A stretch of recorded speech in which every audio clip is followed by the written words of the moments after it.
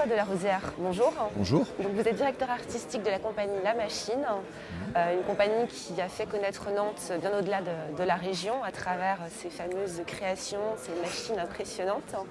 À quoi vous attribuez le succès de vos créations? Ces tendances, c'est parler de l'imaginaire des gens, c'est différent?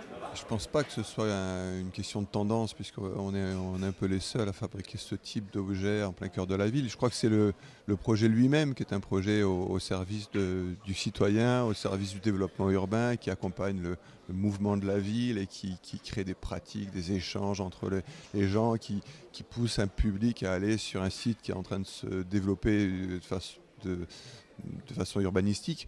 Mais c'est aussi que ce sont des objets qui sont en plein cœur de la ville. Enfin, si on prend l'exemple du projet des machines de l'île de Nantes, avec ce grand éléphant qui circule en plein cœur de la ville, ce sont des objets qui sont en plein cœur de la ville, qui participent à rendre la ville vivante et qui met en valeur l'espace public. Donc on peut y venir gratuitement le week-end, et c'est gratuit. C'est-à-dire, on vient voir gratuitement le grand éléphant se promener, on paye son billet pour rentrer à l'intérieur, mais ça reste d'accès. Je crois que la grande particularité de ce projet, c'est la gratuité et sa position dans l'espace public qui fait qu'on en parle dans le monde entier, parce que voilà, peu de métropoles ont eu l'audace de faire ce genre de choses en plein cœur de la ville. Et puis il s'agit d'objets en mouvement, c'est-à-dire que c'est le mouvement qui est au cœur de l'expression de nos machines. Et de fait, le mouvement raconte des histoires. C'est une sorte de théâtre dans la ville, on va dire, un théâtre en douceur. Vous réinventez en fait l'espace quotidien, le paysage quotidien des gens. Oui, on réinvente. Ouais, on crée des perturbations au cœur de la ville qui poussent les gens à dévier de leur chemin pour venir subir un choc émotionnel qui lui renvoie à sa position dans la ville, qui transforme le paysage urbain et qui fabrique de la ville vivante, on va dire. Parce qu'une ville morte, c'est une ville qui se vide de ses habitants, de ses entreprises, et qui finit par mourir, dégraissée en population. Une ville vivante, voilà, les gens s'y installent, les cadres viennent, les entreprises y travaillent, on a plaisir à y vivre. Donc je crois que c'est ça la clé de ce projet concernant les machines de l'île de Nantes. Alors, vous êtes à la tête d'une association, la compagnie La Machine, qui a à peu près une cinquantaine de personnes. Oui, on est 50 en moyenne à travailler dans les deux ateliers, à Tournefeuille, près de Toulouse, et à Nantes. D'accord. D'où votre accent un petit peu, c'est ça? Peut-être un peu. C'est un accent plus marseillais, mais assez caché quand même.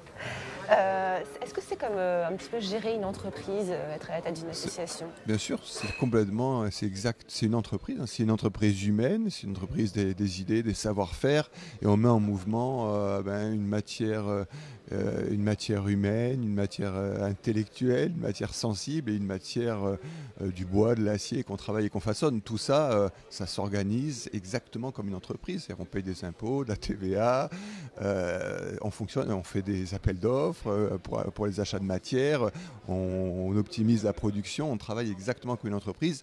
Sauf que là, le but, c'est pas de fabriquer des aspirateurs en série, mais c'est de fabriquer du rêve, quoi. Et donc, ce rêve, par contre, trouve sa réalité dans l'économie de la ville, dans l'économie touristique, dans les pratiques. Ça crée de la richesse, évidemment. Mais c'est une entreprise au service du rêve, on va dire. Dernière question, qu'est-ce que vous pourriez donner comme conseil à des chefs d'entreprise qui souhaiteraient devenir un petit peu plus créatifs, faire bouger les lignes de leur entreprise, de leur activité? Est-ce qu'il y a des process, des méthodes ou c'est beaucoup plus difficile? La seule chose que je pourrais... Je ne suis pas du tout donneur de leçons, parce que je pense que c'est à chacun de se construire sa propre... de s'inscrire dans sa singularité, mais une singularité qui est liée à sa sensibilité profonde. La sensibilité d'un chef d'entreprise, c'est lui qui va être le meneur d'un projet, qui va emmener des collaborateurs à travailler avec lui, et c'est quelqu'un qui va éviter d'exploiter la main-d'œuvre, l'homme en fait. Mais voilà, nous, notre langage s'inscrit dans le mouvement. Alors le mouvement, c'est nos machines qui, par leur mouvement, racontent des histoires, mais c'est aussi le mouvement à l'intérieur d'un processus de fabrication, et l'homme est au cœur du projet.